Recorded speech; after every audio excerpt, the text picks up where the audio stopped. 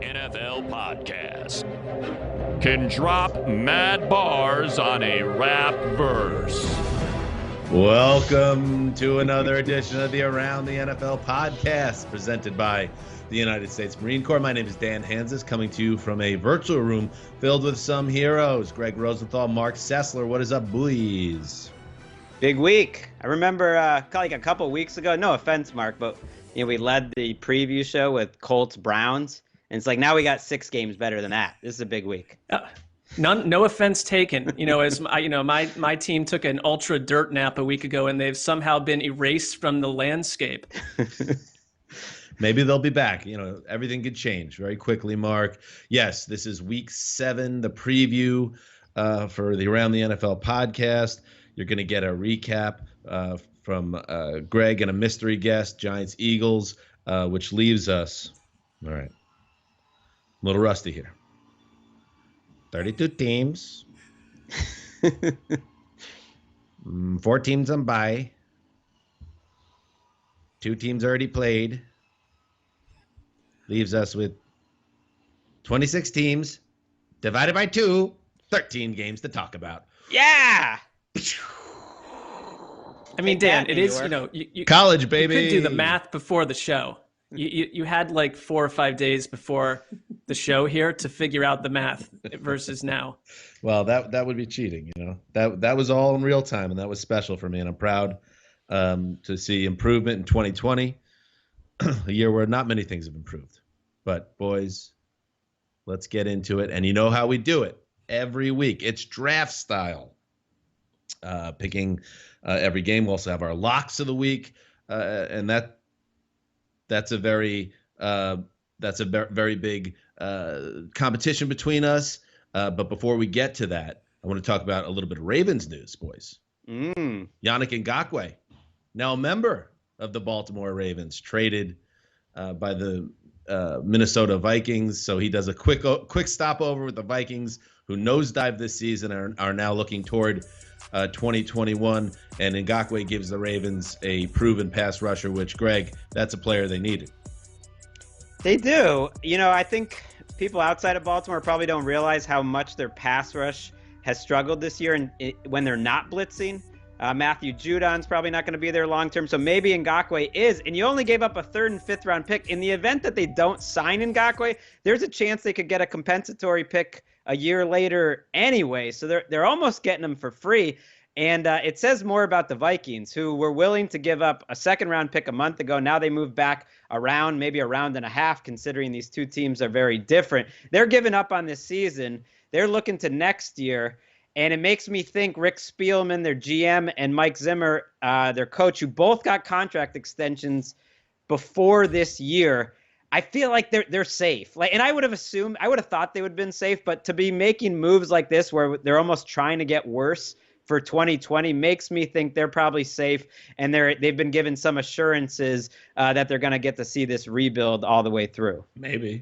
That's interesting. I think it also depends what happens between now and the end of the season in terms of safety. But they've kept Rick Spielman around through various regimes. I think part of the equation here, and Spielman mentioned this today, was that Danielle Hunter, he is having surgery for a herniated disc, knocking him out for the year. And their whole plan all along was to have Ngakoue and Hunter together. And that plan has completely fallen apart. So I guess, it's, well, no, I'm just saying it's easy to pile on the Vikings, but maybe they thought, look, Ngakoue's not here long-term in our eyes, and so we got something back. But you'd have to look at guys like Anthony Harris, their safety, and other players that maybe could be available before the trade deadline. If further moves happen for Minnesota, they're telling us we are giving up on this season. I mean, they look like they've given up on the field to me half the time. Even if they haven't given up, they've lost so many games now. They're pretty much cooked as it is. But, nice pickup by the Ravens.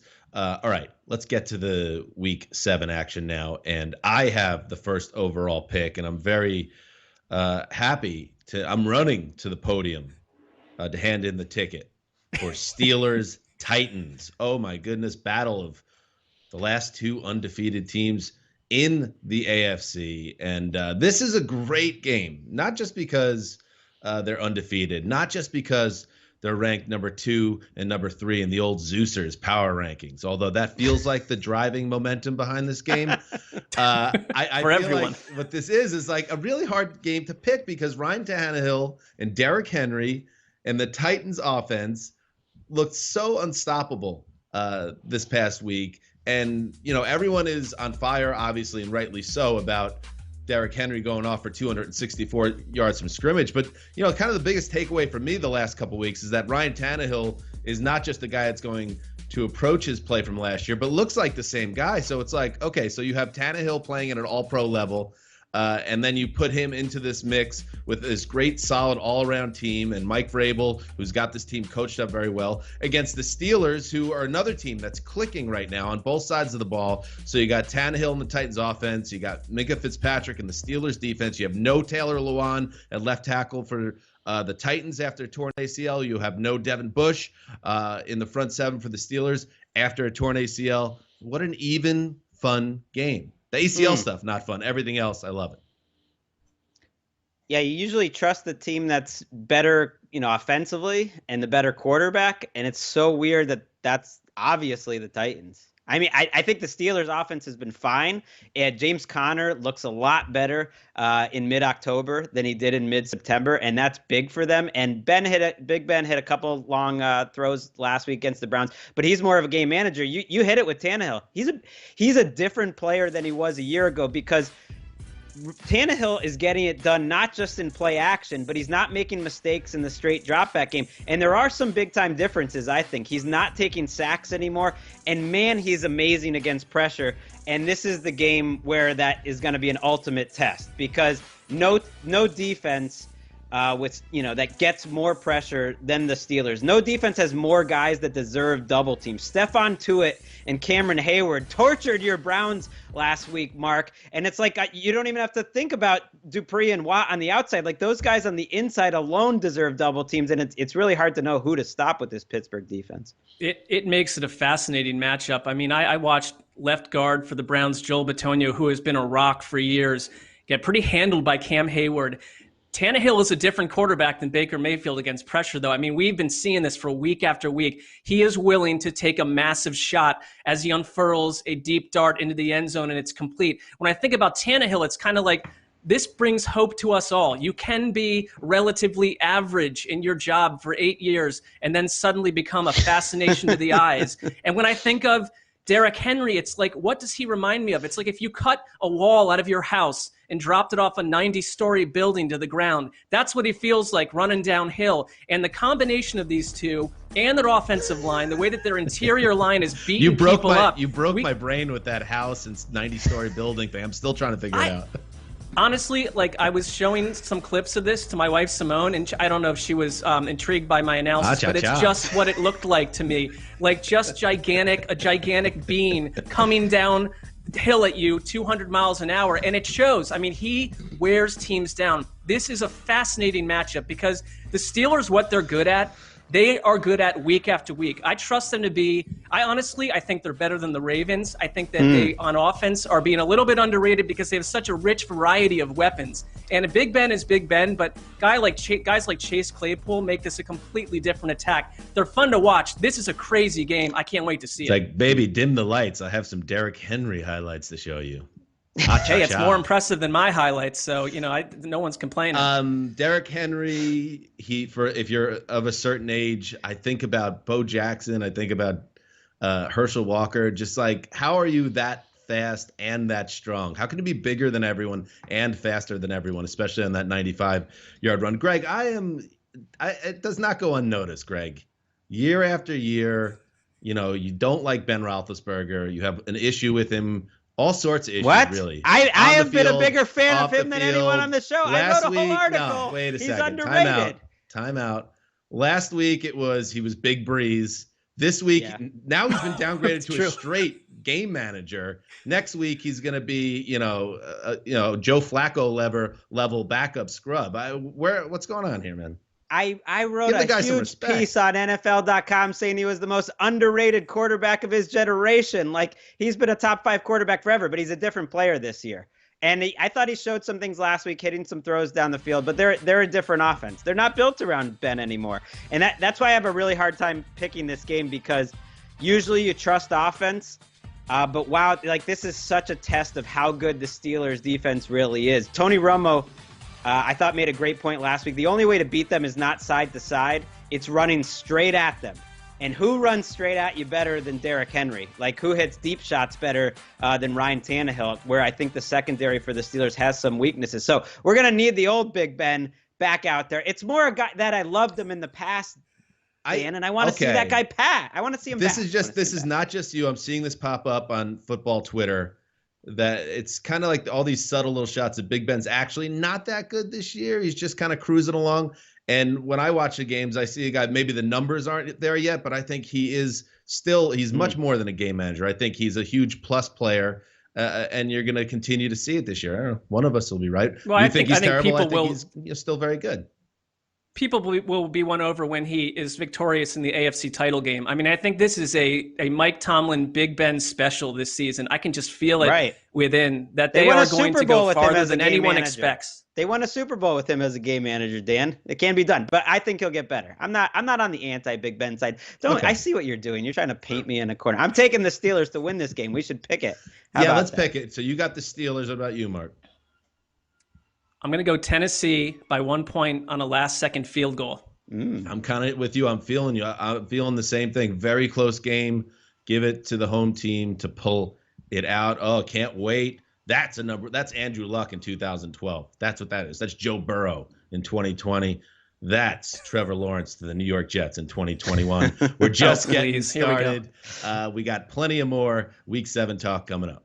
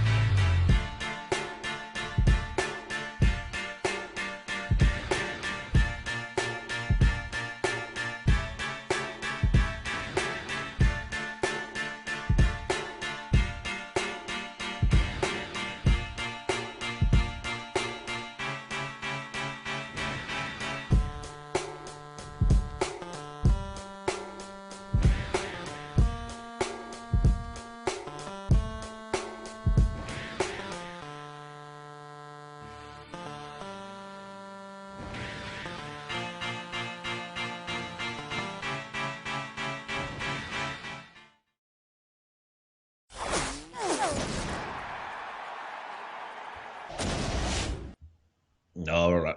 All right, here we go. Up next in the draft, it is Greg Rosenthal. All right, I got to make sure I get the Patriots 49ers before one of you ghouls takes it off the board. I want to watch this Patriots game. This is You need this one, Greggy. Need this one, Greggy. They need this one, and the 49ers do as well, which to me makes it really fascinating. The coaching matchup between Kyle Shanahan and Bill Belichick, it doesn't get any better than that. But I start with the quarterbacks because I don't really trust teams in 2020 unless their quarterbacks are playing well, and neither one of these quarterbacks to me is trustworthy, starting with Cam Newton.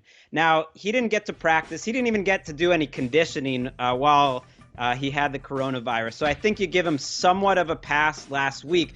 But let's think back to the last time he started before that. It was against the Raiders. He really struggled in that game too. So that's 2 starts in a row. And I think what you saw out of him last week was a lack of confidence in the scheme, a lack of comfort. It makes sense. It's kind of the early troubles we expected out of him, because when you watch that tape, there were open receivers and he was not necessarily pulling the trigger. And the Broncos defense was ready for a lot of what the Patriots running game had in terms of the read option. So you need Cam Newton to play better. There should be some holes here with the 49ers backfield, but it's not a great receiver group. And if you're putting everything on Cam Newton needing to throw the ball in 2020, it's like it's go time. They do not want to fall to 2-4.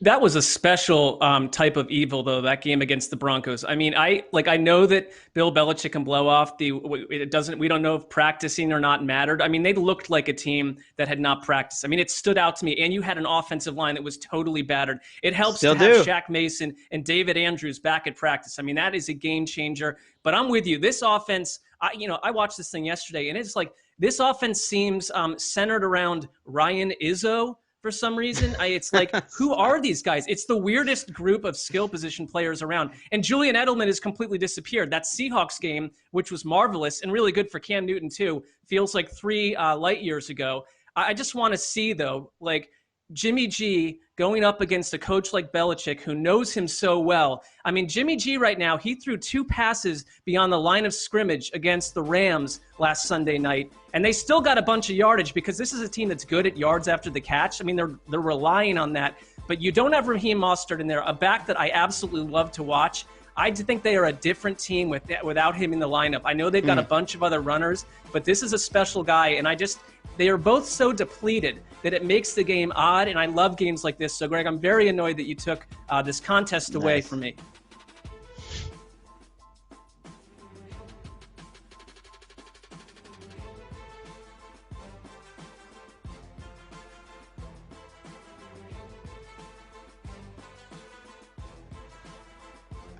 We're looking at Jimmy G right now. I think we lost Dan, but I mean, look at Jimmy G. Keep rolling. Throwing it past the line of scrimmage. The stats that you had, Mark, last week in terms of him, I think averaging on his completion passes behind the line of scrimmage is a scheme game. That's all Kyle Shanahan. Like, you give him credit. Can you do that week after week?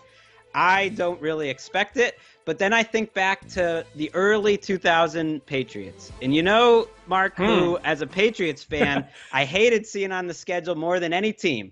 What coach flummoxed Bill Belichick more than any offensive coach? It was the mastermind, Mike Shanahan. He never had answers for Mike Shanahan. So that has me pretty worried this week.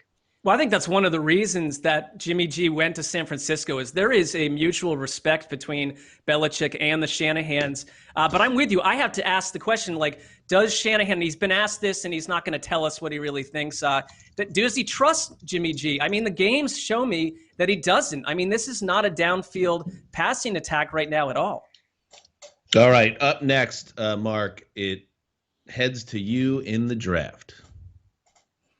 All right. Well, let's see here. I think what I'm going to do is I'm going to go. Actually, you know what? Why don't you pause on that? Want me to think about that? Let's take a break, and you'll come back, and we'll pick it out. I'll think about it.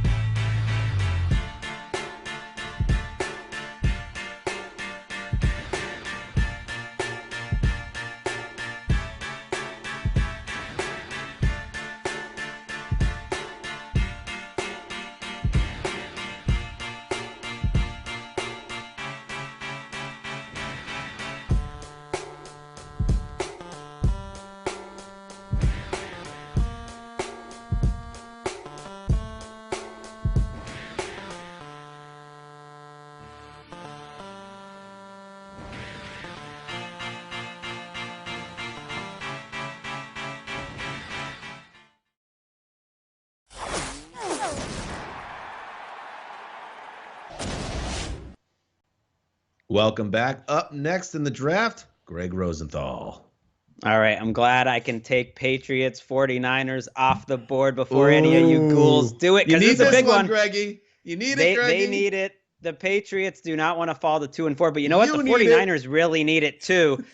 They could fall under 500, and I'm fascinated to see two teams that I don't really trust either quarterback. So I don't trust their team as a whole. I know Jimmy G had a nice schemed up game last week, and they worked it out. That's going to be tough to do week after week. But I'm looking at Cam Newton and the Patriots as the passing attack that is the even bigger concern this week. Because if you go back to Cam Newton's last game, before he played the Broncos, it was against the Raiders. He really struggled throwing the ball in that game. So I don't know if you can put everything on him missing practice and not having been conditioned going into the Broncos game. That's a factor, but a lot of it was him not being confident in his offense. There were some open receivers that he didn't pull the trigger.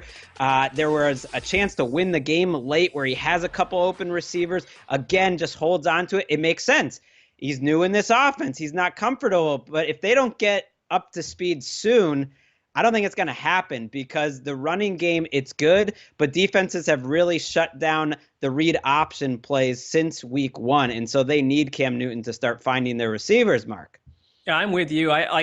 We always talk about the Patriots taking a leisurely month to figure out who they are on offense. Well, I don't think that journey is over by any stretch of the imagination, unless they want to be an attack centered around Ryan Izzo. There's a lot of Ryan Izzo in our life right now, and it's a very odd group of skill position players. And a guy like Julian Edelman, who, when I watched the Seahawks game, he shined in that game, and so did Cam. You thought that was the way forward. I mean, he's just vanished, and they're resorting to bizarre trick plays at the end of the game. But then I flip it over to Jimmy G, and watching that Rams game on Sunday night.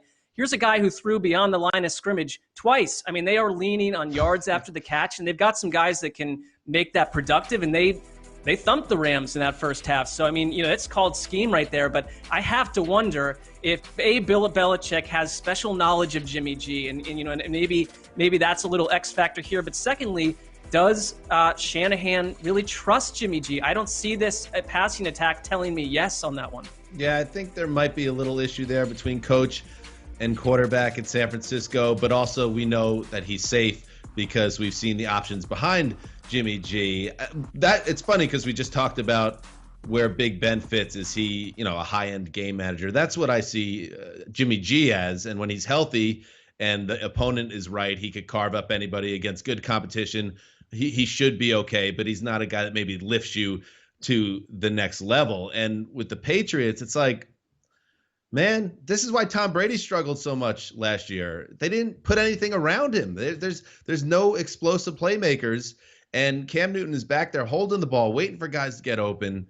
And you just put your quarterback in such a tough situation, Greg. And yes, that's how the league works. Everybody saw, okay, the Patriots are going to try to turn themselves into this read option, run Cam into the ground, go nuts. Well, the NFL adjusts. So if they're taking that away, we're kind of back to square one, not at the same level because Tom Brady obviously was a statue in the pocket, but where they're going to struggle to score points on a consistent basis.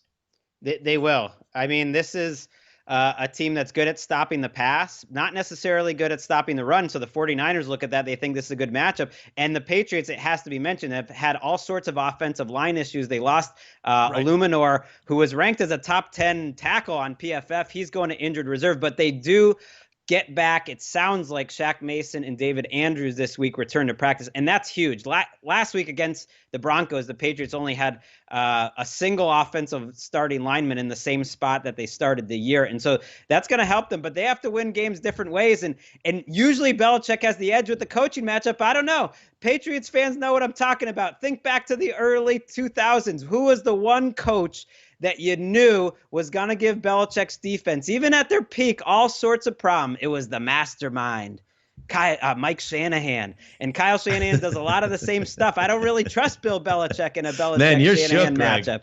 I don't even need to ask your P scale right now at the Patriots because it is you're in a bad way. You're nervous. I've been saying they're not special anymore, and now I'm starting to hear it creep into your mind, the doubts. Are the Patriots just another also-ran team? Is this the time now? Is it time to say goodbye to all the wonderful gallops into January? I think it is, and I think you're seeing it's early. It's week 6. They're gonna not that early. They're gonna week 7. They got time to prove themselves. But this is a big one. That's why I wanted it. All right. I do not count out Bill Belichick in October. That feels like a perilous move, Dan. But that is sort of your move. Well, no, it's also like you mentioned, Mark. You're like, oh, the Patriots, they always figure it out after September. That was the old Patriots. This is now. Different. That was then. We'll be right back.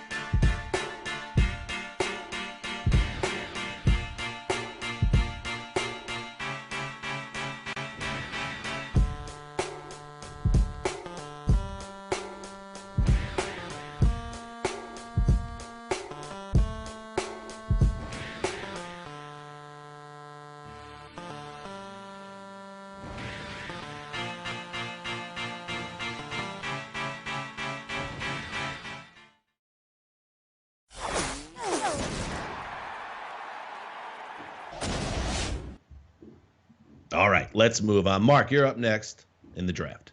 All right, well, I am quite annoyed that Greg took the game that I was quite fascinated with, but I'm going to go Green Bay at Houston, another very interesting matchup. I don't think the Texans, they feel like a weird team that could suddenly pull off like 4 wins in a row. I don't think it's happening this week necessarily. This is a good bounce back spot for Green Bay after getting thumped by Tampa Bay last week. They're not dealing with the Bucs defense this time around. I mean, this Houston defense is a hot mess. You can run on them.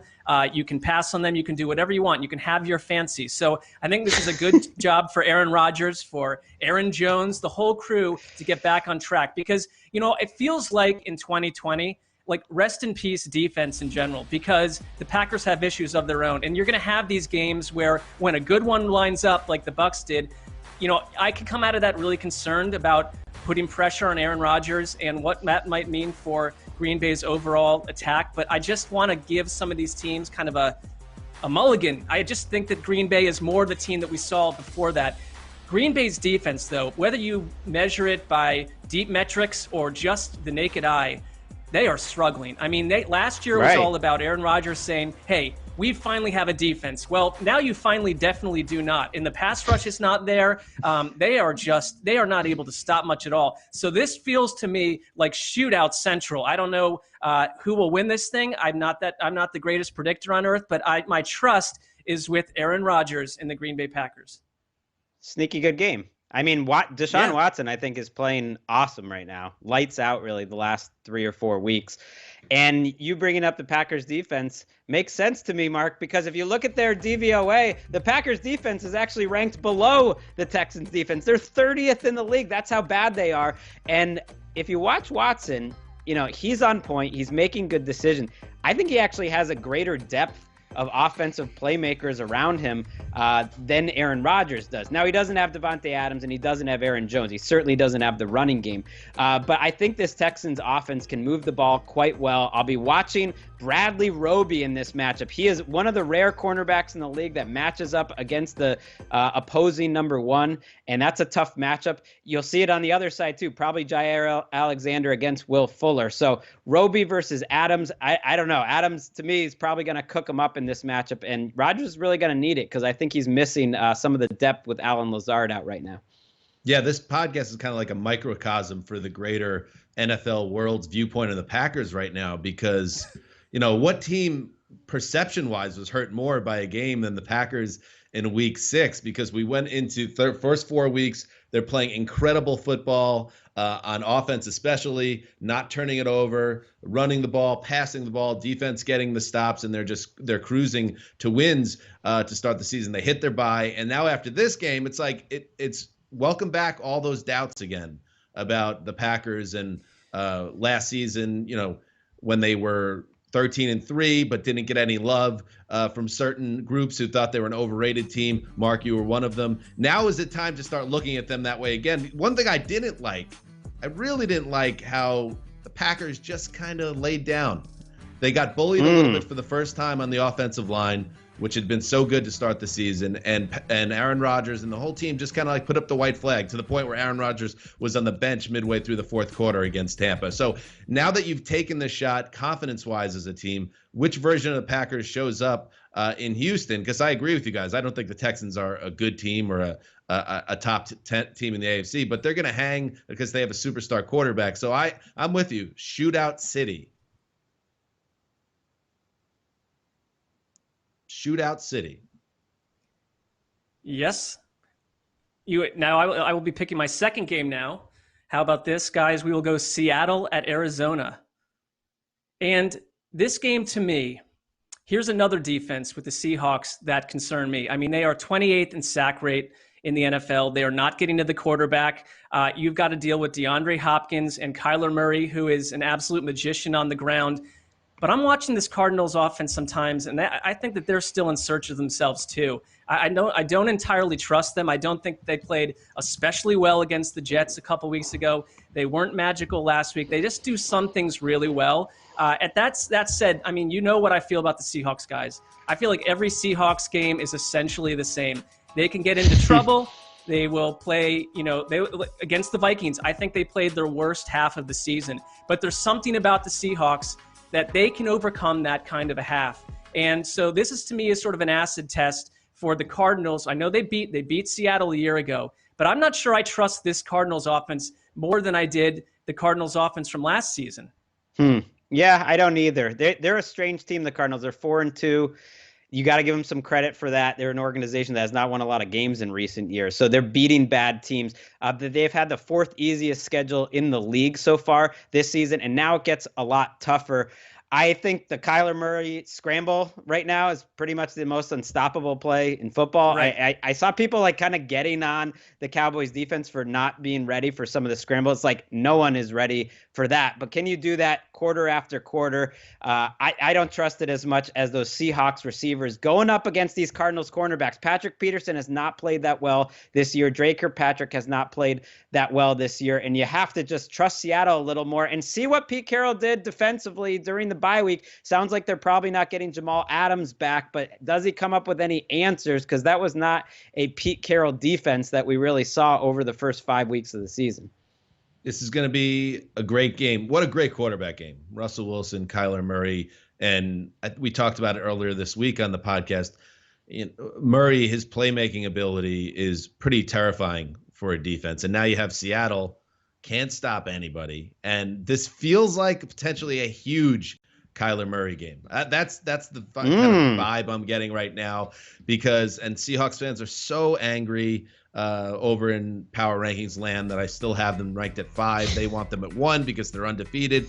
But this is a team that has major issues on defense. And I just think that unless Russell Wilson continues to play at this all-world level, and maybe he will, and they'll be okay and go 13-3 or 14-2. But there's the other side of this and how these things typically work out, where if one side continues to be a major issue and you're trying to cover up for them every week, well, that means a slump's coming. And eventually, when the offense cools off, the defense isn't there to pick you up, and you lose a few games. I kind of see that coming, but maybe with Seattle, and I think it's going to happen here in Arizona. I like the Cardinals. Wow. Well, I will have to disagree on one front, because I think that Seattle can get by with these defensive issues, and I believe in their desire and their overall team makeup and the whole Seahawks energy enough that I am going to confidently lock up the Seattle Seahawks this week. That's my lock. You're such a predictable locker. it. I knew it. That's you've skated by. I got you burned lucked last out week. with the Seahawks over Vikings lock, the Seahawks over Patriots lock. You love these Seahawks close games. You know what? Last week I tried to get fancy. I went with a young Carolina Panthers team. I got burned hard. It dropped me out of first place. I'm going back to the reliable Seattle organization that I trust with my heart. All right. We'll be right back after this.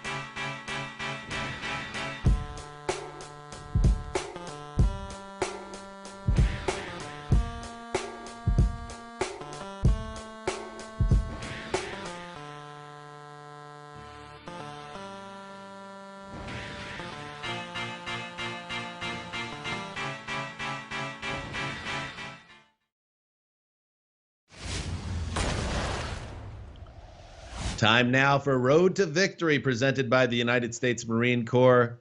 Greg, you're up next. All right, I'm going down to the dirty NFC South, taking a Panthers Saints matchup with all sorts of connections. That's why I like this division. They're always just very incestuous. And this year you got Joe Brady, the Panthers play caller on offense, going back to the Superdome, where he helped the Saints offense, where he knows Teddy Bridgewater, obviously very well. He knew him in New Orleans. Now he's got him in Carolina, and he's going up against Dennis Allen, the Saints defensive coordinator. When you look at these two rosters, the Saints are so much more talented that the Carolina Panthers have to win with scheme, and they have to make Dennis Allen do dumb things, which Dennis Allen does sometimes. I think he overthinks it. He loves to let everyone know that Dennis Allen is calling the blitzes and doing some wild stuff, because when you just match them up, obviously the Saints are way more talented. I think their defensive line looks better right now that they have Marcus Davenport back. They're deeper, they're better, and yet I just think this Panthers coaching staff can keep it close and make the Saints very nervous. I would be concerned about one aspect of the Saints defense, though, and it's shined in the past, but Marshawn Lattimore is giving up a perfect passer rating at the moment. Janoris Jenkins has been out of the mix. Like, you can pass on this team. On the flip side, Carolina runs sort of a zone defense that has not given up a ton of big plays down the field, but you can kind of operate these sort of shorter passing game, high percentage throws on them. And that is perfect for Drew Brees. And you're getting Michael Thomas back. And Alvin Kamara, you can run on Carolina, too. That has been a consistent issue for that defense. A pretty banged-up defense, too, that lacks some pass rushers right now. So I think this sets up well for Thomas's return, for Alvin Kamara, who was amazing the last time we saw him. And so this Saints team, well-rested. I like their situation here. In a tight one, though, these Panthers, they're frisky. They don't get blown out. They keep it interesting. That Matt Rule fan club is still vibrant. Don't talk to me about the Bears game. It's still alive. People are still subscribing to the newsletters. We're going strong. Yeah, the Saints, to me, feel well set up here. I'm with you. That was such a huge win to steal on Monday Night Football to get into your bye and then regroup a little bit. And you would think Lattimore, unless he's, injured and he's not himself right now and there's something else going on, will get better.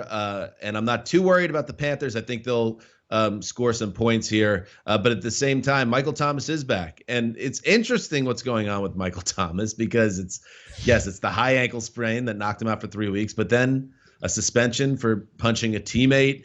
And he's known as a volatile personality behind the scenes.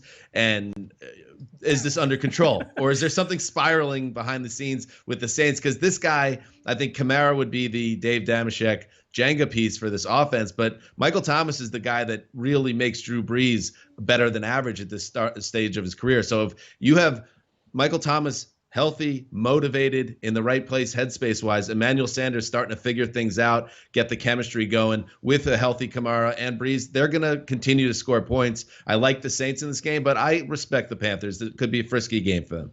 I can't believe I'm saying this, but I think we need a little bit less of Taysom Hill. He was the forcing Taysom Hill. He's dying on Taysom Hill. And this is our weekly segment. He's not living anymore on Taysom Hill. He's dying with Taysom Hill. I still think he's a super fascinating player, but a gadget player is what he probably is at this point.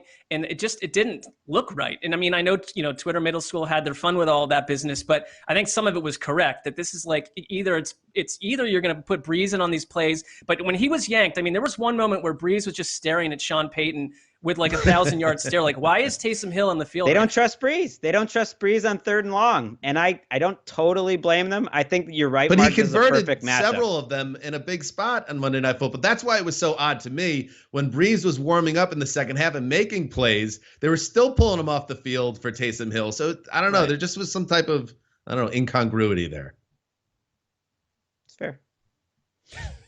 Oh, I didn't mean to shut you down there, right? Wow. No, I mean, I love that Mark has finally given up. I feel like we should, celebrate or plant a little flag. It's a big day in our podcast history. Look, let's use him correctly. Put him in a position to succeed. That's all. We're getting a little bit too much. A little bit too much is a little bit too much. All right. That was Road to Victory presented by the United States Marine Corps. We'll be right back.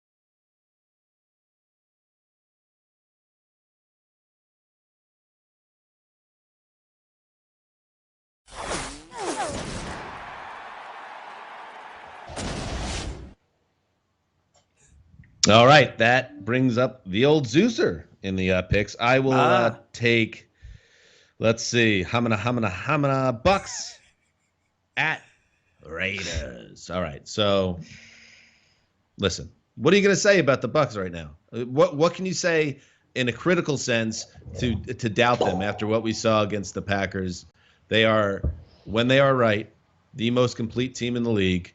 The defense is absolutely on fire right now, and it's been that way for most of the season. Look at the numbers, look at the advanced analytics. This team is for real on that side of the ball. And what it's done is created a perfect situation here in that Tom Brady does not have to be the savior. He doesn't need to be 2007 Tom Brady. He just needs to be a super glorified game manager himself, and he's been exactly that and sometimes better. So I'm feeling really good about the Bucks right now. It'd be very tough for me to pick against them. And, you know, the Raiders right now, obviously they have a situation with COVID-19 that's created some indecision around them. And that's been a distraction. It feels like every team gets hit with this at some point. It's their turn. But they are also now coming off a bye, and they are feeling great, or they were, because they just beat the Kansas City Chiefs and Patrick Mahomes in Arrowhead. So two teams with a lot of confidence. The game is being played at the Death Star. Mark Sessler, what do you think?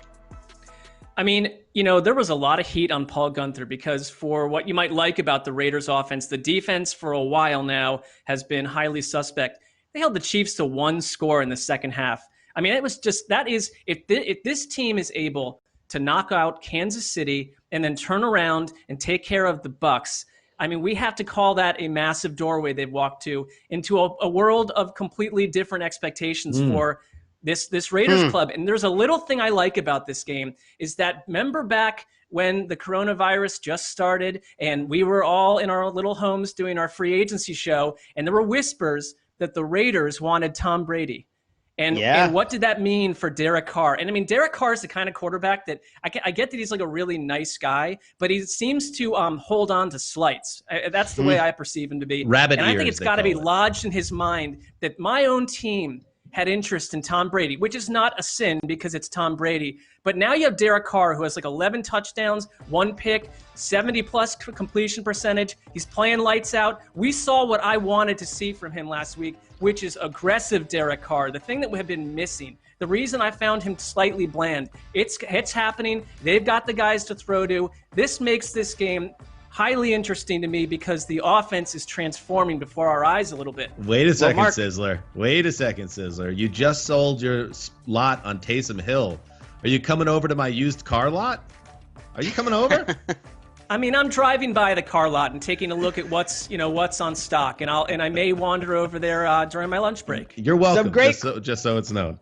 Some great quarterback play is there. I'm with you, Mark. And you mentioned the 1 interception this year. That, to me, showed the maturation of Derek Carr. It was against the Chiefs. It was on 3rd and 1. They decided to go for it. At the part of the field, you can live with an interception. He got aggressive. It didn't work out, but I'm with you. I saw them going deep down the field in situations where they normally would run it. Now, can they do it week after week? I don't know. You're giving all this credit to the Raiders defense because they had a good second half against the Chiefs. Well, they played the first half too, and they stunk in that. I mean, they gave up a ton of work in progress. To me, the biggest mismatch in this game is when the Bucs have the ball and their offensive line goes up against the Raiders' defensive line, and you hand the ball off to Ronald Jones, or you're protecting for Tom Brady. And it's going to be a great matchup, as you said, when the Raiders have the ball. But when the Bucs have the ball, I trust the Bucs offense a little better. They're just getting it going. I mean, they're adding elements. Godwin's healthy again.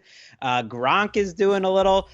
Everyone is playing a little better, and that's why I feel as confident as I have all year. Is he gonna? Which is why I'm probably going to ruin my undefeated locks record, because once you feel yourself a little bit, you get it wrong. I'm locking up the Bucs. There it is. I love it. And also, not a surprise, we work together so much. I know we all know who we like and don't like.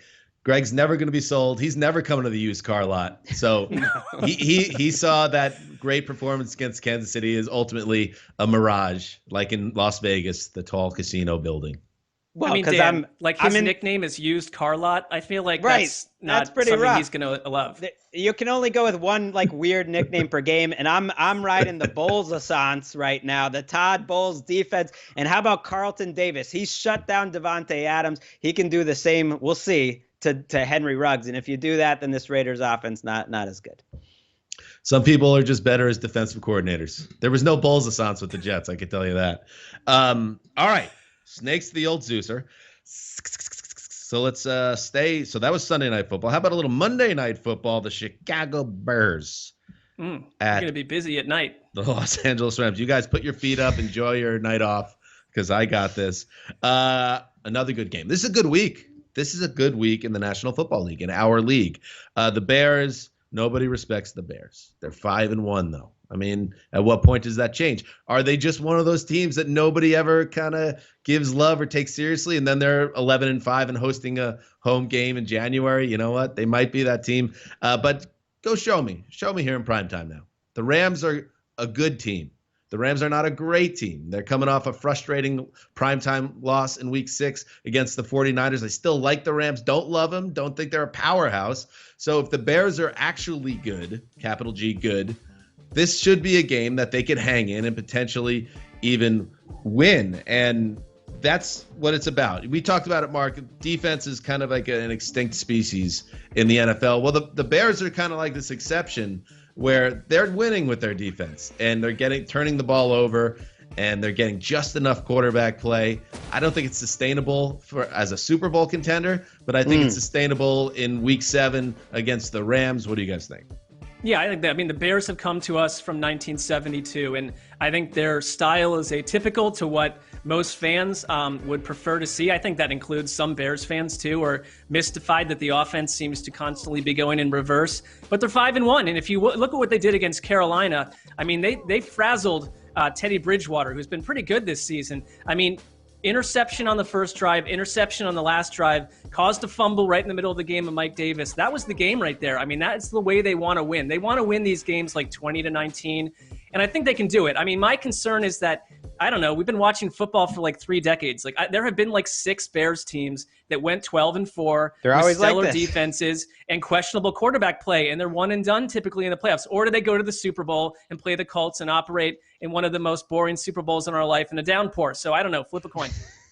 Or they get a Coach of the Year award that you totally forget. Dick Duran, Coach of the Year. Matt Nagy, Coach of the Year. It's a similar team, and the defense is going to keep them in this game, partly because their secondary is so good. And we know Khalil Mack and Akeem Hicks are good, but I don't think Kyle Fuller has been getting enough love this year, or Eddie Jackson. Those two guys are dynamic. And Kyle Fuller had a year a couple years ago where he was an all-pro type player. He is playing at that level again. So whether he's matched up against Robert Woods or Cooper Kupp, and then you got Eddie Jackson, they're not even throwing at him anymore. He's complaining about that. It's a really great defense, and they are a different offense, I will say, with Nick Foles. If nothing else, they've changed how they're not succeeding, and now they're really pass heavy. I mean, they were really run heavy with Mitch Trubisky. Now they're really pass heavy. I think that's the way to go because Foles makes a couple plays every week. And you look at David Montgomery, and there's just not a lot of juice in that running game, not a lot of explosion there.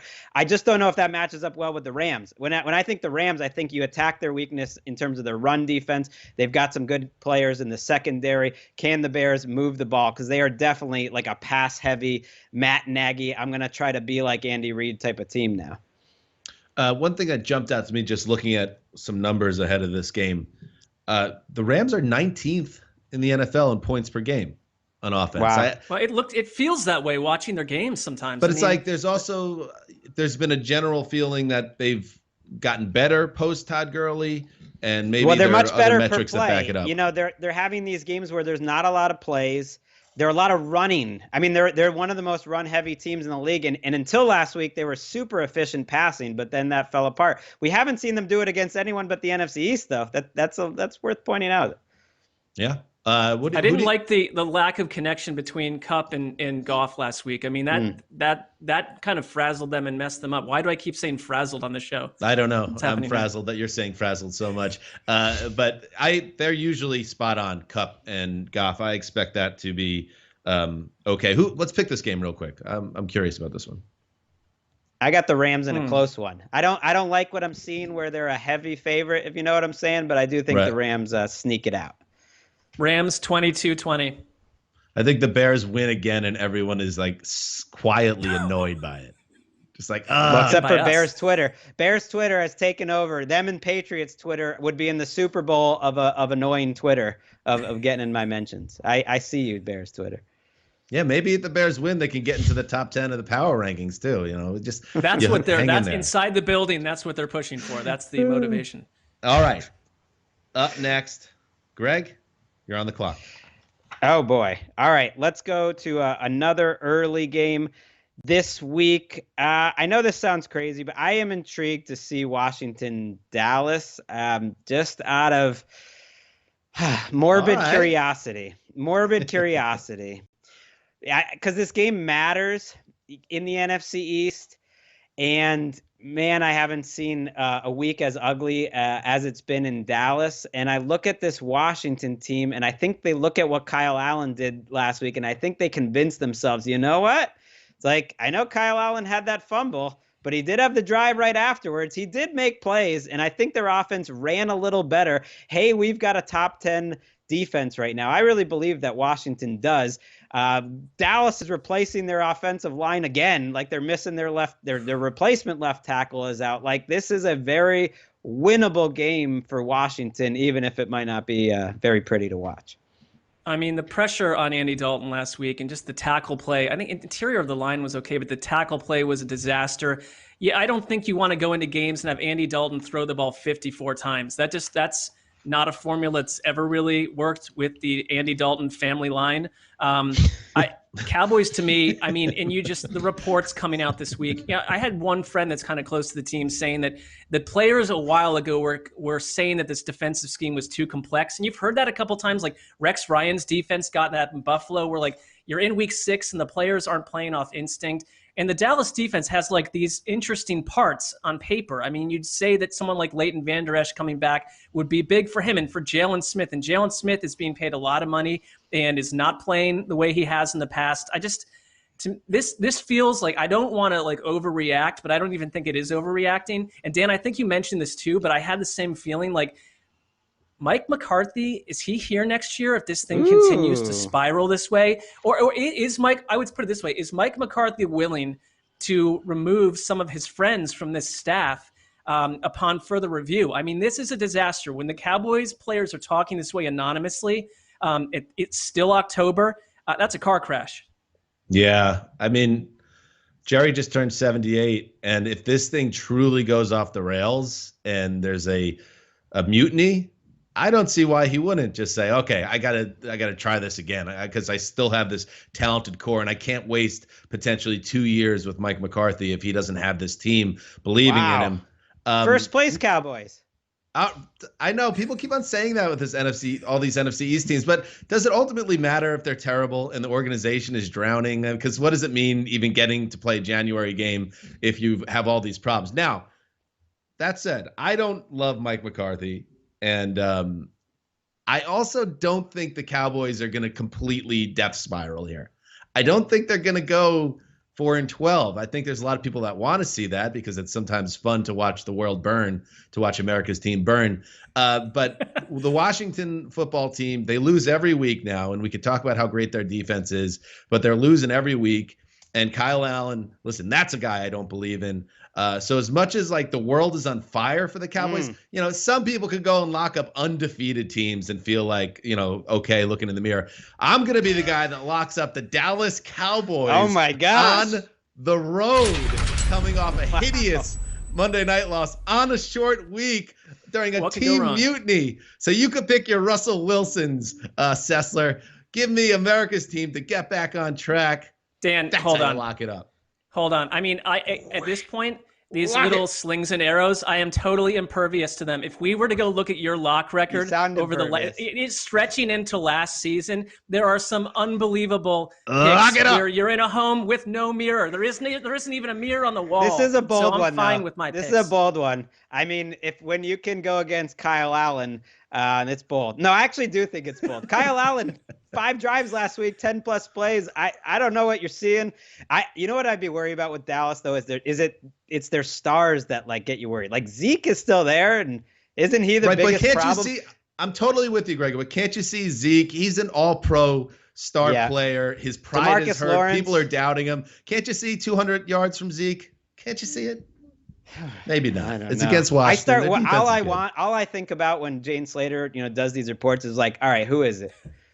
Like who's feeling comfortable enough to just bury it? It definitely feels it definitely feels defensive minded because the offensive staff is pretty similar to a year ago. So you start thinking about, all right, who are the big stars on defense? Things aren't going too well, and I think it's a reminder to the Dallas coaches. Return those Jane Slater texts. You don't give her the respect, you take some heat. She'll slay you. All right, up next, Mark Sessler. All right. Well, I get that, the Q rating has tumbled below Earth's surface at this point, but I'm going Cleveland, Cincinnati. I left it for you. That's the game I wanted, but I assumed we're not allowed, What's that, Greg? That's the game I wanted, but I just assume I'm not allowed to actually do that. Oh, I'm not there yet. I know that Dan is. I've taken the Jets 2 weeks in a row, and it has literally lowered my enjoyment of human life. So I'm not going down that road again. But I am going to stick with Cleveland here. But you have to. I think the thing is, if you're a Browns fan, like there's a lot to be excited about foundationally. That I think Kevin Stefanski has shown through his kind of even-keeled demeanor week after week that he is someone that I think is going to be around for a while. The front office is not battling with the coaching staff for the first time since I was like 18 years old, so that's something positive. But you are clearly looking at a team that it has a defined ceiling, and it's within your own nasty division. You got walloped, 38 points you allowed to the Ravens, 38 to the Steelers. The defense is messy, and it's if Myles Garrett is taken out of a game to any extent, they've got nothing to hang their hat on. I mean, I really like Denzel Ward, the player, but he has not played up to what I've seen in the past from him. Their secondary has been a huge mess. And I start with the offense. Like Baker Mayfield, look, I mean, I want to believe in Baker Mayfield. I want Baker Mayfield to be treated with patience because he is, like some other young quarterbacks, in his fourth scheme, multiple coaching staffs, a lot going on around him. But I have to look at his play and say this is someone who is locking on. There is a play last week, and it's the Minkah Fitzpatrick interception. It's a few others too, where he, it seems pre-snap, is locking onto his target, and come hell or high water, and it was hell last week, he is going to throw the ball to that player. And the problem there is you're not seeing Minkah Fitzpatrick in that equation. And I'm not trying to, diagnose what Baker Mayfield is seeing or not, but it just looks to me that he is not able to visualize the field, and he's struggling to. There was a play last week where Jarvis Landry, who talked about the fact that he played with a broken rib after the Colts game, so that's not helpful, was wide open though between a bunch of Steelers defenders, wide open, and Baker just didn't see it. And it's a throw that someone who's more advanced inside a scheme would see. He was punished. And so if you can get to Baker Mayfield, and now you're looking at the Ravens who just signed Yannick Ngakoue, the Steelers and Ravens are basically the teams they cannot get to. I do trust them because the last time Cleveland got killed, it was Cincinnati the next week. And it's like, these Browns, they're under a lot of pressure to show up and play crisp football against the Bengals. And they did. They played their best game. But Nick Chubb is not there now. And everyone's saying, you don't have Kareem Hunt. You don't have Nick Chubb, you're fine because you have Kareem Hunt. I just don't buy into that. Nick Chubb is a totally different type of runner who is Cleveland Browns football to the core. So I am a little concerned in general about this season. I don't like teams that are just wild card fodder that get beaten up by a better organization. But it's a big step for Cleveland to be 4-2 right now and not 2-4. I think I figured out a formula. When Mark is nervous about the Browns, the monologue goes longer. And it's just, you're just kind of like downloading all these self-doubts and all these things in your head right now. And that was a big one. You know what? I'm going to say something, Mark. Too much on Twitter on Sunday. Same old Browns. The Browns, they still suck. And like, no, man, I mean, that was a tough game. Your quarterback is banged up and you're on the road against a legit Super Bowl contender. You got your ass kicked. That happens sometimes. Now, here's the test, though. It's happened twice. If it's, I know, I understand, but that was also week 1 and that was the Ravens. Here's the test to me. Don't get beat now in Cincinnati because then you are the same old Browns. Then it's like, here we go. And you cut a month from now and they're 4-6 or something. Like, get the ship going in the right direction again, and don't let negativity build, because with teams like the Browns and other downtrodden franchises in history, once that negativity starts to get way down the ship, it sinks quickly. So get the W, get back on track, and I think this is a winnable game. I mean, Cincinnati is not a powerhouse by any stretch. They're not, but I think it's a big-time test. I suspect Mark is a little nervous about this one. I would be. I really struggled on who to pick in this game. I did take the Browns to win a close one because they have the better offensive line. I think they have the better coaching staff right now, but they don't have the better quarterback necessarily, and that is worrisome. I mean, to me, that's the bummer so far out of 6 games with Stefanski is Baker's not playing confidently. So we talk about him off the field, on the field, whatever. Like, he's got this swag. Like, he has the opposite of swag when he's playing right now. Like, he bails out after the first read. We saw a lot of that last year. Mark pointed out kind of how he's locking on to receivers. The Bengals defense has been a little better this year. They're dealing with some controversy after our guy Tyler Dragon, formerly of Around the NFL, broke some news. That Carlos Dunlap and Geno Atkins not too happy about getting benched lately. But this Bengals team is all right. Like, I don't think they're a pushover. I think you look at that they don't, necessarily have a quarterback edge in this game. If both guys are protected, I think I trust Joe Burrow like a little bit more than Baker Mayfield right now. And Cincinnati definitely gave Cleveland a ride in that primetime game. It wasn't like I know the final score maybe looked like it wasn't as close, but they went back and forth. They had a chance there. Mark, it snakes to you. Well, I'm just so happy that I get to continue my viewing relationship with Justin Herbert of the Chargers, who will be hosting the Jacksonville Jaguars and Gardner Minshew. Nice spot. Look, I am telling you right now, I don't go back and watch many of these games twice. Because there's just too much to deal with in life and everything else going on. But I have found myself like late at night checking out the Justin Herbert throws because I just love the way he is a rocket. I mean, you can just see it. And I think that despite the Chargers record and despite the fact that, we mentioned this, they're 3-13 in these close games, these one-score games.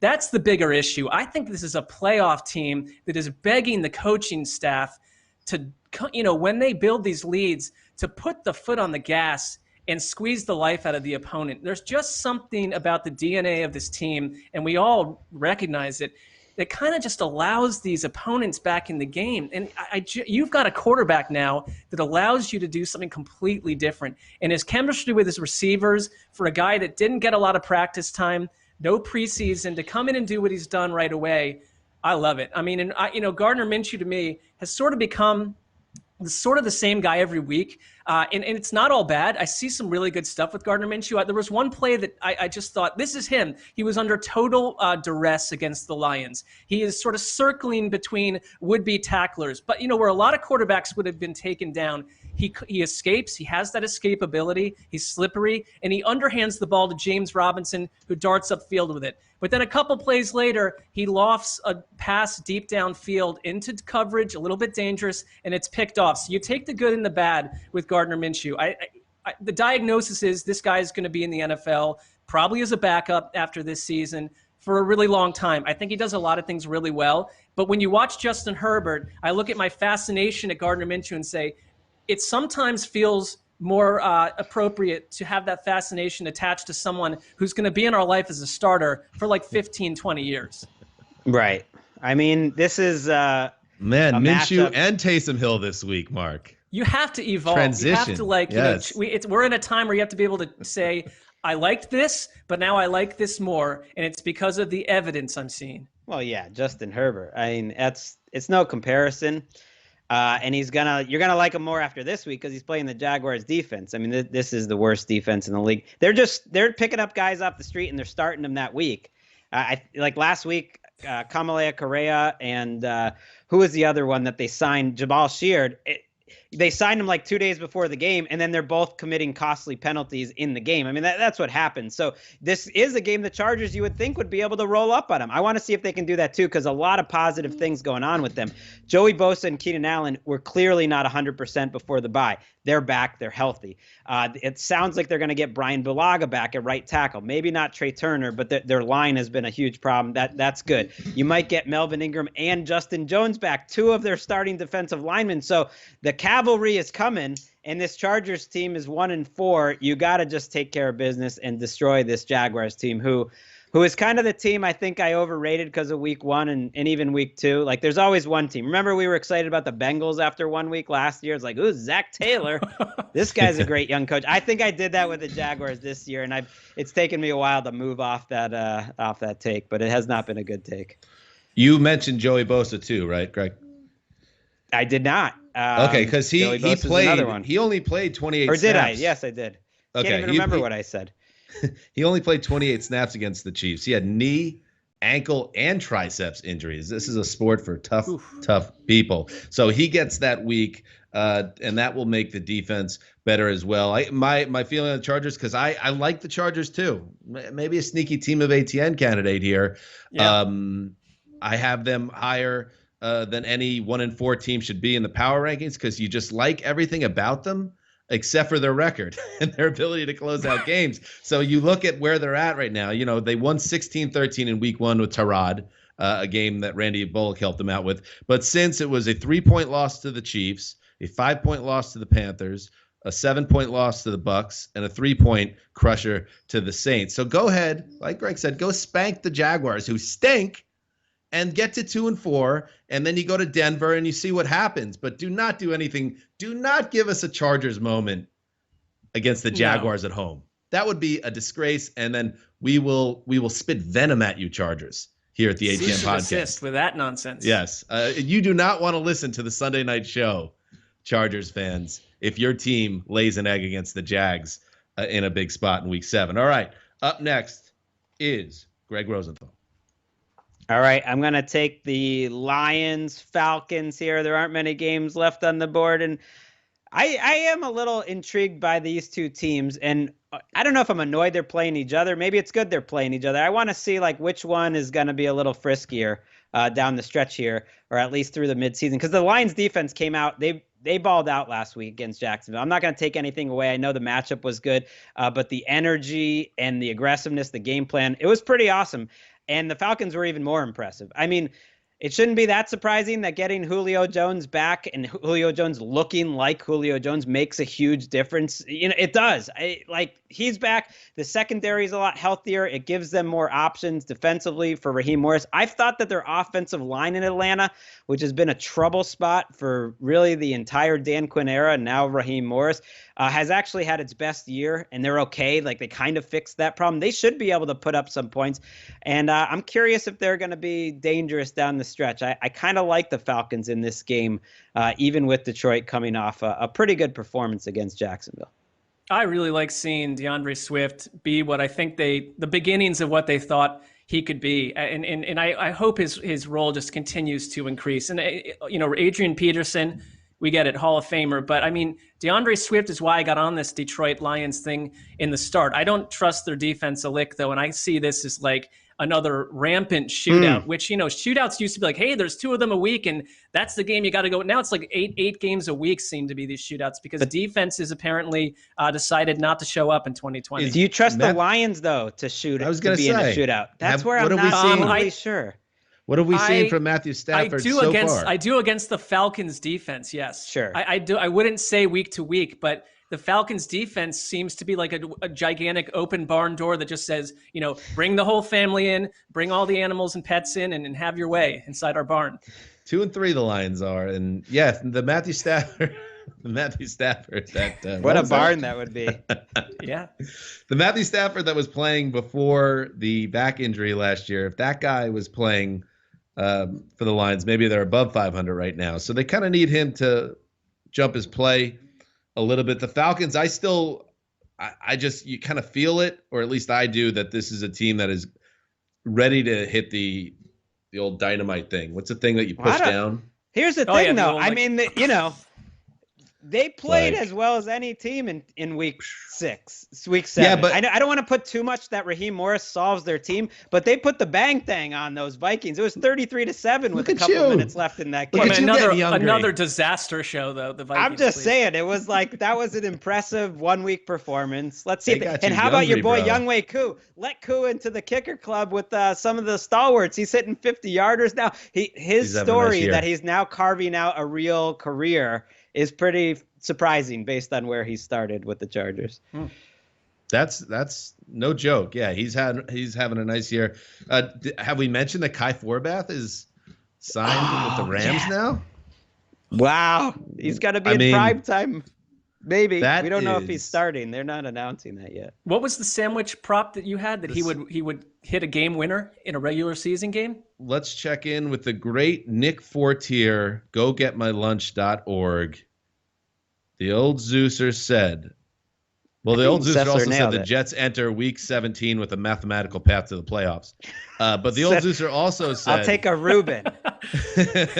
Kai Forbath hits a game-winning field goal within the final minute of regulation or OT. 3 sandwiches on the line, was not on a team at the time. He's been working out like crazy. He's been on a couple practice squads. The Rams have a kicker that's far inferior to Greg DeLeg, who's in Dallas now. So maybe it actually happens. That's a little kicker sidetrack there. Anything else?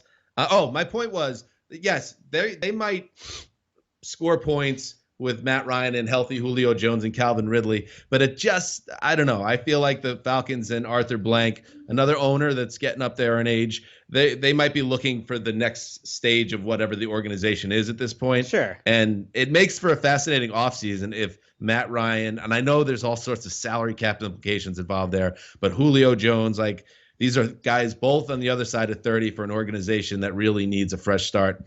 We'll see what happens. But it was nice to see both of those guys ball out in week 6, if for no other reasons that, Falcons fans and teams that are root for winless bad franchise. It's just nice to have a nice Sunday every once in a while. They just ate a big Game 7 Braves L too.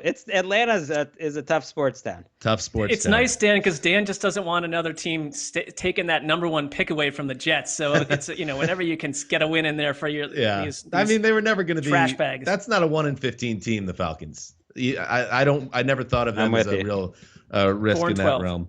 All right. I'm up. The Chiefs Broncos still there? Yeah, I didn't want another late afternoon game distracting me from. Look at that. That was my thinking too. What a value add for the old Zeuser in the biggest of all spots. Chiefs at Broncos. Yeah. Sign me up for Patrick Mahomes on a Sunday. And I get to really watch closely this Denver Bronco team that the scientists, Chris Wessling and Greg Rosenthal, continue to salivate over as a team that's far better than their record indicates, and they're under the radar. I'm not saying they're not. I trust you guys. You're the scientists. So I just want to watch them against the top team like the Chiefs are and see if they can hang in this game, because if they do, you guys are absolutely right, and that's fun to me. So to see how does this defense contain or attempt to contain Patrick Mahomes. Le'Veon Bell, I assume, is going to be in the mix in some capacity for the Chiefs, which is very interesting because Clyde Edwards-Helaire played so well on Monday night, and they even got good play from their backup running back, blanking on his name. The Chiefs backup Darwin Thompson? Yeah, he had a touchdown. Darrell Williams, and he ran the ball well. So you have a backfield that was starting to gel, and now you bring in Le'Veon. How does he work into the mix? So I'm interested to see that, and I want to see if the Broncos are for real as a team that's better than people realize.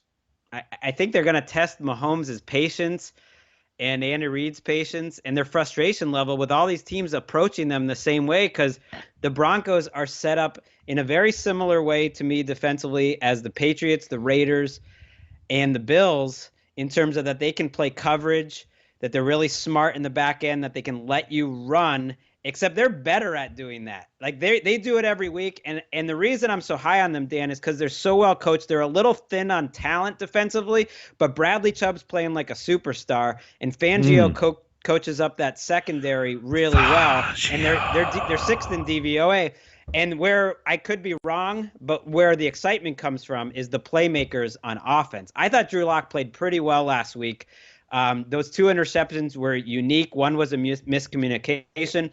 The other was an incredible play by the Patriots. And he made a lot of good throws that players didn't come down with. And maybe it's because I'm a Patriots fan with a bunch of guys that have no juice to watch on offense. And you look at the Broncos, you add Phillip Lindsay back in the mix, juice. You add this rookie tight end, Albert O. I don't know how to say his name. He's got a lot of juice. You bring back Hamler this week. Love his route running. Juice. Jerry Jeudy. Juice. Melvin Gordon's coming back. Juice. It's like Noah Fant might be back this week. This is a lot of offensive speed. They remind me of the Chiefs a little bit. Now, they don't have Patrick Mahomes, but they're like a poor man. I'm just saying in terms of their team speed and the guys around them, a young group, they're fun. I love the Broncos in this game to keep it close. They're huge underdogs. Are you saying, Greg, that the Denver Broncos are in fact the team that is truly youngry? They are. They're going to be youngry on Sunday. This is a tough spot. The Chiefs on a short week. Division opponent going to the altitude. I think it's a tough spot. Maybe I'm totally wrong. No, Greg, I think watching that Patriots game, and I know that the Patriots line was banged up, but like Anthony Chickillo created total havoc. I mean, Bradley Chubb created total havoc. The defense is for real, and I mean they're obviously exceedingly well coached. I think they can cause problems for Kansas City, and I love all the offensive parts too. Drew Lock, if anything, he's aggressive. He is willing to whip the ball downfield into double coverage and take chances. Now, he'll pay for it sometimes. Sure. And I'm not convinced he's the guy that's going to be able to kind of stir the mix here and get all these guys like to produce. But I don't hate him. This offense getting healthy is kind of scary. And they kind of remind me like of the Chargers a little bit, where it's like, I don't care what the record is right now. Yep. They could go on a little bit of a run because they don't have like their defense is one of the better around, and their offense is like, we're just waiting for them to kind of grow into what they are, and it could be pretty terrifying. You can't kill them for losing games with Driscoll and most of the weapons that you just can't. It was just bad luck, and unlike some teams, they're getting those weapons back. I know why Dan doesn't like this trend here, though, or this take by the scientists, because he wants John Elway to go down in infamy. This would make Elway look good. I don't have any reason to. I am not like a Browns fan. What did John Elway do to me? Well, he did get me in the '98 AFC title game. That's true. Maybe that's where it's all stemming from. But Anthony Chickillo Mel Gigolo is a pretty good nickname for somebody. That is good. I like better that. Than used car lot. I mean, just if you're trying to compliment Derek Carr, I would just say. Well, that's not that's not his nickname. That's just where the fan base gets together. It works too well for you somehow. You're right. It's just a little low rent, but that's okay. I got on Drew Lock on Twitter on Sunday after those 2 picks, which I know the last thing anyone on Twitter wants to do is ever to say Drew Lock failed, but they were ill-advised throws at that stage of the game, and it almost cost them what should have been a certain win against the Patriots. I mean, one was like the most amazing catch by defensive back I've seen all season. Jonathan Jones pick, I'm not going to kill him on. I mean, that was crazy. I know. That's how it works with this guy, but that's fine. I will say Broncos fans got annoyed with me, and then another Broncos fan sent me a video of 3 bad drops by that Denver playmaking group that should have been big throws completed, including touchdowns for Lock. So the numbers didn't necessarily reflect the way he played in that game. So I'm excited to see how he plays. I don't root against Drew Lock. That's always been misconstrued. I don't really root against John Elway. It's just more like I don't love when certain figures just get the benefit of the doubt repeatedly. And which is he's had a little bit of John. a pass. He's had a little bit of a pass for the post 2015 era. I'm with you. But that's a great game. I'm looking forward to watching it. And then I will, it's Snakes to the Zooster to close it out, and Buffalo at Jets. Okay, this is good. I'm fine. I want to see how the Bills look. I want to see how Josh Allen looks after 2 losses in, I believe it was 6 days. Tough situation there for the Bills schedule-wise, but they did not come out of it well, going 4-0, 4-2 against quality opponents, and it does put a seed of doubt in your mind about the Bills, but it doesn't. I'm not in a panic about Buffalo, and I don't think anybody else should be. It's a long season. There are peaks and valleys. They've hit a valley, and now it just so happens that they get the worst team in football in Week 7 to get right. This is a classic get-right game for the Buffalo Bills, who can kind of brush themselves off, and Josh Allen can go nuts with 400 total yards of offense, and the defense, which has been hemorrhaging yards, perhaps they can continue to do what the Dolphins did to the Jets, which was shut them out. Sam Darnold returned to practice this week for New York. At the time of this recording, we're not sure where he's at in terms of availability, but that is progress in that direction. So this is a very different. All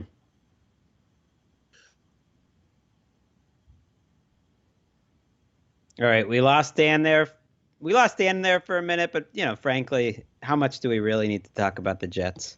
I mean, that if you watch the Bills Jets game though in Week 1, and it feels like a long time ago, that it's actually the only Jets game of the season where in the second half they had a possession where they were in the game. So you would think this is a huge mismatch, and it is. The Bills should blow them out, but the Jets played the Bills closer than they've played anyone else, and I do think. You look at the Jets defensively, they're going to send the house blitzing Josh Allen because Josh Allen did not handle the blitz well last week or really against the Titans either. And so I don't know if that's the book out on him, but he got a little frazzled, and that'll be the Jets' approach at least. See if they can get some interceptions. Why are you still talking about the Jets if you said that we don't need to talk about the Jets anymore? Well, let's talk about the Bills for a minute. We lost you, and I just had to start, Yeah, right, exactly. But, couched within that bad loss to the Chiefs, there was this one drive, and it doesn't look particularly impressive on paper, by Buffalo, this 13-play, 51-yard drive that I thought showed Josh Allen's incredible toughness. He had a couple rumbles in that game, on that drive particularly, that this to me is one of the more fun to watch dudes who's around. Diggs made an incredible grab on that for the touchdown. And I just think, look at this team. You lost to the Chiefs. They're going to get back on track. There are real concerns about the defense because that was not a one-week situation. I don't know how to scout teams when they play the Jets. I mean, the Jets are clearly in fire sale mode. They traded away, they released Lev Bell. They traded Jordan Willis to the 49ers. Steve McClendon was traded. Steve McClendon was traded to the Bucs. And instead of flying, he got in his car that night and drove to Florida. That is instructive to me on how quickly he wanted out of New York. But more power to them. I hope the rebuild works. The thing I don't like, Dan, and I don't want to hang on this forever. So we are talking about the Jets then. No, but 3 months from now, all these Jets fans that super supported Sam Darnold are going to drop him by the side of the road to get Trevor Lawrence. I just we'll if see. That's what happens. We have a lot of time to watch him play this year too, which I think is I just want to see him put in a position to show us who he is, and that's just this, what's happening around him. That's what is Jets just fans uncool. have been waiting for 3 years. And they've never had that opportunity. And what's more likely going to happen is it's going to not happen this year, and then you're going to be in a situation. Mark, put yourself in the shoes of Jets management. Are you going to stick with Darnold off 3 years of inconsistent play and some injuries, and knowing you have to give him a second contract, or are you going to have the number 1 overall pick and take this prospect that people think has Hall of Fame ceiling? I get it. It's just it's a pretty bad chapter. It's bad, but that's where it is right now for this organization. All right, Josh Allen. Greg, you've famously been up and down with Josh Allen. Do you think this is a slump, or do you think this is just a bump in the road? Allen, give me a break. We all it's everyone fill out the apology form, and the 1 week where we're hey, we got to take that L. This is a brand new Josh Allen, and then the last 2 weeks he's averaging 4.8 yards per attempt. I mean, give me a break. You Josh. like it? I do and I don't. I actually don't think he's been as bad as the numbers show the last couple of weeks. I'm with Mark. He's so tough to take down. And he hasn't been as inaccurate as those numbers show. I'm not that worried, but I also thought the MVP talk was out, was premature, and that he's not going to be as consistent until proven otherwise as a true top 5 or 6 type quarterback. So I'm not as worried though. I'm not that worried about the last 2 weeks. You like it better when he's Josh Phelan? Yes or no? I mean, I like that name. That was fun. It is funny. Like none of the Bills fans like are now re-apologizing back or asking for that. Yeah. No, that will not come quickly. All right. Before we say goodbye, let's get Ricky Hollywood in here, our wonderful producer, who, first of all, congratulations. You got off the schneid, the lock schneid. You fearlessly locked up the team playing the Jets in week 6. The Dolphins responded with a 24-0 victory. We have instituted a new rule that is directly connected to your pick this week. Greg, do you want to let the listeners know? Oh, yeah. You're no longer allowed to pick against the Jets. What do we got? No one is. No one Can't do that. Really? You were the only one that did fair. It this year, and no one else ever we have will. certain rules in terms of, whether a team is, favored by a certain amount.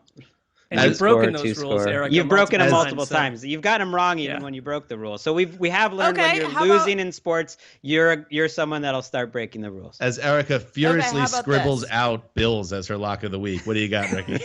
No, how about this? Okay.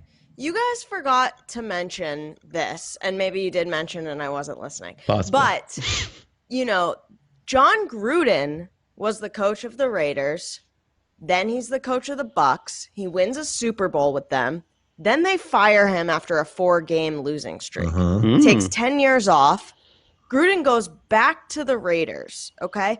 He will be the first coach in history. He's going to make NFL history facing a team that he previously won a Super Bowl with as a head coach. So I have a feeling that this is not just a Week 7 game for him. This is something even more important. It's a Super Bowl. I think Gruden's going to be. Do we have a lockout? Yeah, I think he's going to be pulling off all the stops. This game means more to him than I think other games. And yes, it's Tom Brady. Yes, this offense is on fire. But I think John Gruden is up this whole week, can't sleep at night. Is she going to do it? Prepping for this game. And this isn't the Jets. This is the Oakland Raiders, and I'm going to lock them up. Well, technically the Las Vegas. They did move to Las Vegas, just to let you know, but I appreciate the lock here. Okay, sorry. They're located in Las Vegas at this point. Oh, you guys don't even give me one little thing. That's good smart, job, Ricky. It's a That's a good lock-off. lock. That's I a nice took lock. the Bucs earlier, and it's a lock-off, baby. You're 1-5. You're 5 games back right now. The only way to come back is me to get some wrong and you to get some right. So it's a smart way to attack me. And think about this, Ricky. Cool. Think about this.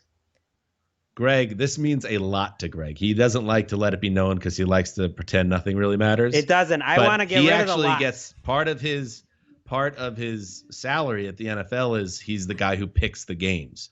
So he picked the Bucs and now locked them up. For you to now come in potentially win a lock-off would absolutely crush him, and that's exciting for you. I know. And Erica, I'm ecstatic. If you not only, if it would have to start here by knocking off Greg, but if you were to come back in classic comeback fashion and win this entire thing, I will give you my child Colton. I will give him to you. I think you're like 2 weeks from being mathematically eliminated, but that would be impressive. It would be impressive. All I'm saying is, you guys are giving me crap for locking up the Jets last week. That's a bull. How about this one? Do you want a 7-year-old boy? Yeah, sure. He's had all of his shots. He's great. Yeah, he's healthy. He's all caught up with his vaccines and everything. Okay, good. All right, all caught up. Good stuff. Fun stuff. Enjoyed it. Tonight, Greg and a mystery guest. Who are you going to do this show with tonight, Greg? We're going to have a new guest, Steven Ruiz from USA Today for the Win. Funny guy there you on Twitter. Go. Look at this. Bring him in. Give him a shot. All right, good.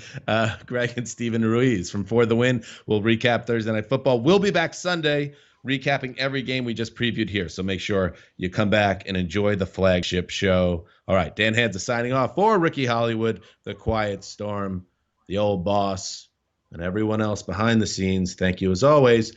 Till Sunday.